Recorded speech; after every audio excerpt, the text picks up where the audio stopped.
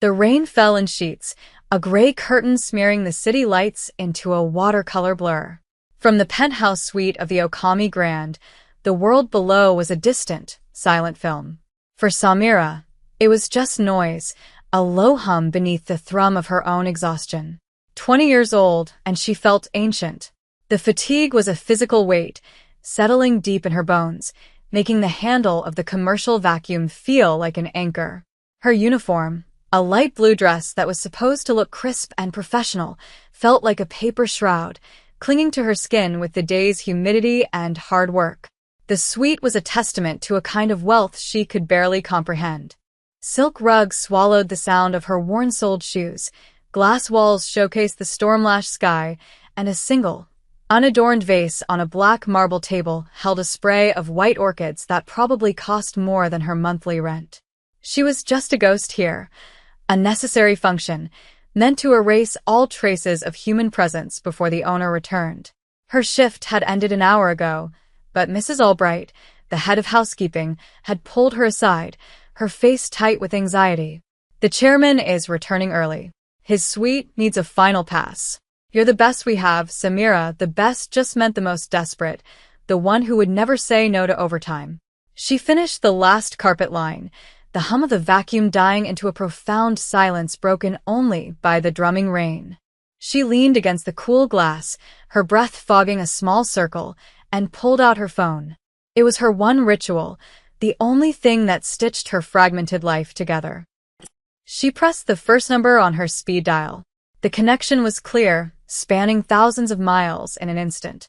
"Hey, Grandma," she said, her voice soft, the English lilting with the ghost of a southern accent she thought she'd lost.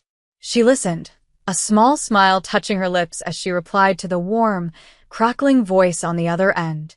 After a few minutes, she said her goodbyes in the same language. A beat of silence, then another number. "Tia?" This time, her words were a fluid, rapid-fire Spanish, a conversation about a cousin's new baby, a melody of laughter and concern. Then another call, this one to a friend studying in Paris, her French smooth and idiomatic. Then German, for an old professor who still checked in on her.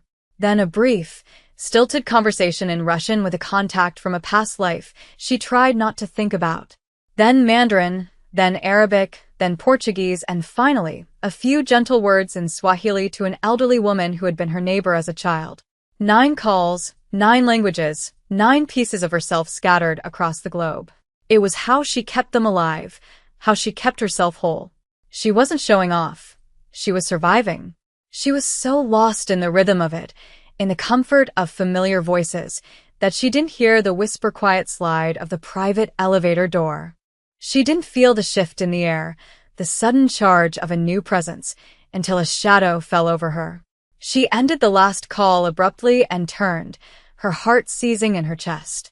A man stood there, perfectly still, watching her. From the silent interior of his elevator, Tatsuya had heard it. Not just a voice, but a cascade of them, a symphony of dialects flowing from a single source. He had expected his penthouse to be empty, a sterile sanctuary from the feral politics of his world. He was the chairman of the Okami Group, a title that was both a corporate shield and a silken glove over the iron fist of his true role, the leader of the city's most powerful Yakuza syndicate. He was a Japanese Mafia boss, a man who dealt in secrets, violence, and the crushing weight of tradition. His life was a fortress of control, every element managed, every person vetted. And into this fortress had wandered a girl in a pale blue cleaner's dress, dismantling his silence with a voice that crossed borders as easily as breathing. He stood in the shadows of the foyer listening. He recognized the languages, not all of them, but enough to understand the sheer impossibility of it. He watched her posture, the way she leaned against the window, a small, weary soldier finding a moment's peace. There was no arrogance in her display, only a deep, private comfort. It was intimate, and his intrusion felt like a violation, a feeling he rarely acknowledged. He was a man who took what he wanted. He observed things to assess their value, their threat, their potential use. He catalogued the details, the scuff on her practical shoes, the determined set of her jaw, The way her eyes, when she was on the phone, seemed to be looking at something very far away. He was used to people who spoke multiple languages, spies, diplomats, professional liars. They all had an agenda. This felt different. It felt pure. The thought was so foreign, so dangerous, that it intrigued him more than the skill itself. When she finally fell silent, he decided the time for observation was over. He stepped forward, letting his shadow announce him before he spoke. Samira's breath caught. The man was immaculate in a dark, tailored suit that seemed to absorb the low light of the room. He wasn't large, not physically imposing in the way of a bodyguard, but his stillness was absolute. It was the stillness of a predator, of something that knows it doesn't need to move quickly. His face was sharp, intelligent, his dark hair threaded with a surprising amount of silver at the temples, though he couldn't be much older than 40. But it was his eyes that held her. They were dark, analytical, and utterly unreadable. He wasn't looking at her like a man looks at a woman, or even like a boss looks at an employee. He was looking at her like a scientist studying a new, fascinating specimen. "You missed a spot," he said. His voice was quiet, a low baritone with a precise, almost musical cadence. It was the most terrifying sound she had ever heard. She followed his gaze to a tiny, barely visible smudge on the marble floor near the entryway. Humiliation warred with fear. "I'm sorry, sir. I was just finishing up." Her own voice sounded thin, reedy. She scurried to her cart, grabbing a cloth and spray, her hands trembling slightly. She knelt and wiped the spot away, the scent of citrus cleaner sharp in the tense air.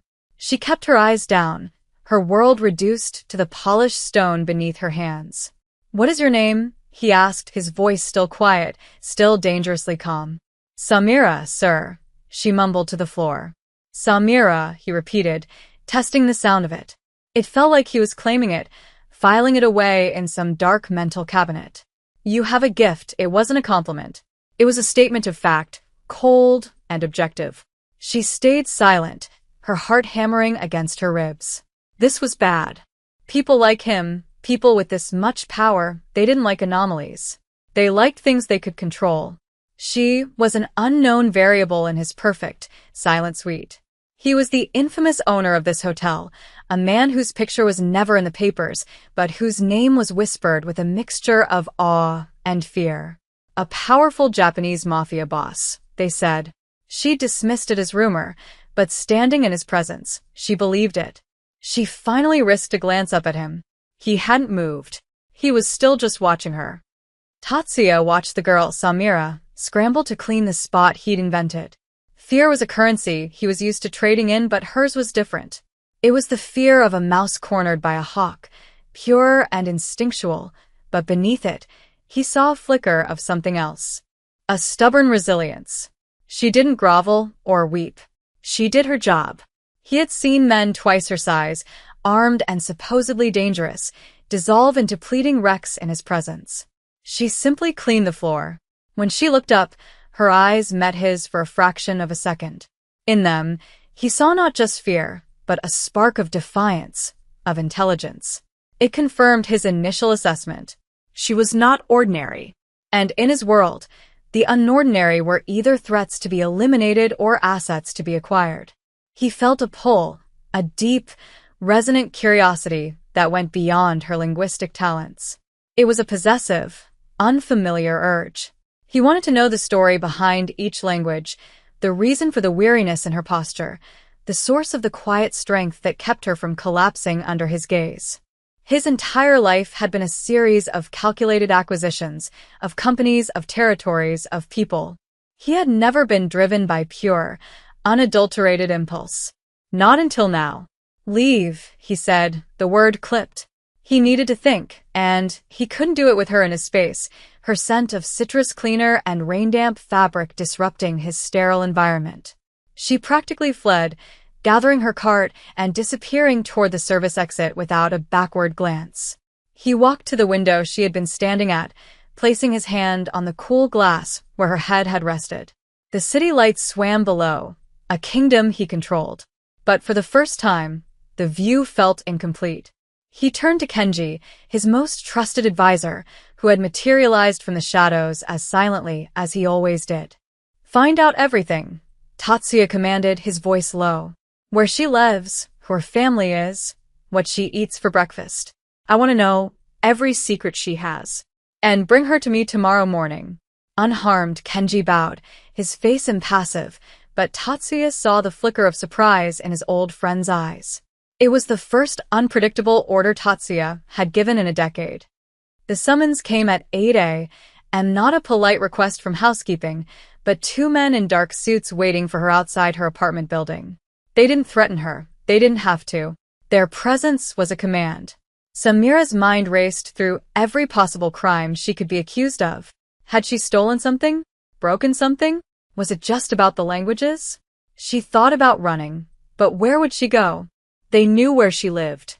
She put on her light blue uniform, the fabric feeling like a prison sentence, and rode in a black car back to the Okami Grand. This time, she didn't use the service elevator. They took her up the main guest lift, straight to the penthouse. Tatsuya was waiting, dressed not in a suit but in a simple dark gray cashmere sweater and black trousers. He stood by the window, a cup of tea steaming in his hands. The room was filled with the scent of green tea and something else, something clean and masculine. He looked less like a mafia boss and more like a brooding academic, but the power emanating from him was even more potent without the armor of a suit. "Sit," he said, gesturing to a plush armchair she would never have dared to touch yesterday. She sat on the very edge, her hands clenched in her lap. "I have a proposition for you, Samira," he spoke calmly, as if discussing a merger. "My business is at a delicate stage. There are security concerns. Threats from rivals who believe I am vulnerable." He paused, letting the words hang in the air. "Your particular skill set is valuable. More than that, your presence is unexpected. No one would look for an asset in a hotel cleaner." He was talking about her like she was a weapon or a codebook. "What do you want?" she asked, her voice barely a whisper. He turned from the window, his eyes locking onto hers.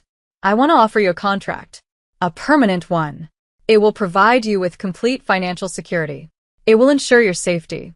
In return, you will belong to me." She stared at him, confused.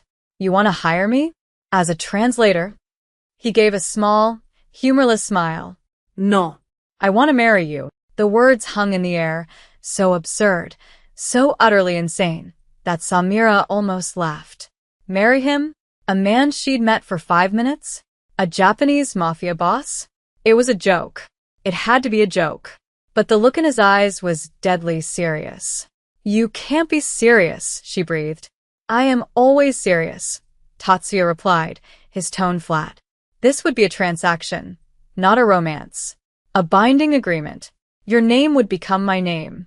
You would be under my protection, legally and absolutely. In my world, family is untouchable. As my wife, no one would dare harm you." He was laying it out like a business plan, cold and logical. But beneath the logic, she felt the heat of his possessiveness. This wasn't about her safety. It was about his control. It was then that the world outside the penthouse window exploded. A sharp crack, followed by another. The sound of splintering wood from the hallway. Gunshots. Tatsuya moved with a speed that was terrifying. In one fluid motion, he set his teacup down, crossed the room, and pulled her from the chair, shoving her down behind a large marble sofa. His body became a shield, covering hers. The quiet, controlled man was gone. In his place was a creature of pure, lethal instinct. "Stay down," he hissed, his voice a low growl. More shots echoed, closer this time. The heavy wooden door to the suite splintered, a spray of bullets peppering the opposite wall. The orchids in the vase disintegrated into a shower of white petals. The danger he had spoken of, the abstract threat, was now terrifyingly real, filling the air with the smell of cordite and plaster dust. Samira squeezed her eyes shut, her face pressed against the expensive silk of a sweater, her world narrowed to the frantic beating of her own heart and the solid, unyielding warmth of the man shielding her from death. The firefight was brief and brutal. Tatsuya didn't make a sound, but she could feel the tension coiled in his muscles, the controlled fury of a king whose castle had been breached. The sounds of his own men arriving in the hallway, the shouted commands in Japanese, the final, decisive pops of silenced weapons, and then, a sudden, ringing silence. It was over as quickly as it had begun. For a long moment, neither of them moved. Samira could hear his breathing, harsh and uneven, the first crack in his perfect composure. He slowly shifted off her, his movements stiff. He stood and surveyed the damage. The door was a wreck, the far wall riddled with bullet holes. The air was thick with dust. He had a shallow cut on his cheek, a thin line of red against his pale skin. He ignored it, his gaze fixed on her. She was still huddled on the floor, trembling, the white orchid petals scattered around her like snow. His eyes, which had been so cold and analytical, were now dark with a raw, unguarded emotion. It looked like fury, but it was directed at himself. "I am sorry," he said, and the words seemed torn from him. "I did not think they would be so bold. I brought this to you." He knelt in front of her, his movements careful, as if approaching a frightened animal. "Do you see now? Yesterday you were invisible. Today you were seen with me. They will not stop. They will see you as a weakness, a way to get to me." He reached out, his fingers gently brushing an orchid petal from her hair. His touch was surprisingly soft, sending a jolt through her. "My proposal was not just business. It was an instinct. I saw you, and I knew I had to have you, to keep you. The only way I can guarantee your life is to bind it to mine. In every way that matters." This was his confession. The mask was gone. He wasn't the calm chairman or the ruthless mafia boss. He was just a man, confronted with the consequences of his own sudden, inexplicable desire. Samira looked from the ruined door to the man kneeling before her. The cut on his cheek was beading with blood. The world she had known, a world of exhaustion, of quiet duty, of phone calls that bridged oceans, had been irrevocably shattered. There was no going back. She could run, try to disappear. But he was right. She was marked now.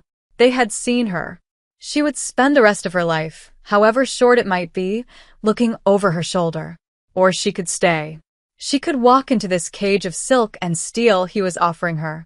It was a life she couldn't imagine, a world of violence and unspoken rules, governed by this complex, dangerous man.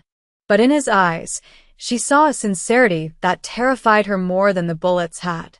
He wasn't offering her a contract anymore. He was offering her a sanctuary, the only one he knew how to build. It was a fortress built on his power, and she would be its most prized treasure. It wasn't love. It was something far more primal. Possession, protection, a connection forged in sudden violence. Her entire life, she had been competent, resourceful, a survivor. She had adapted. This was just the most extreme adaptation yet. She thought of her grandmother, her aunt, her friends scattered across the globe. What would they think? They would be horrified. But they were safe and far away. She was here. She looked at Tatsuya, at the lethal protector who had shielded her with his own body, at the powerful Japanese mafia boss who was now offering her his name as a shield. Her decision wasn't born of logic or affection.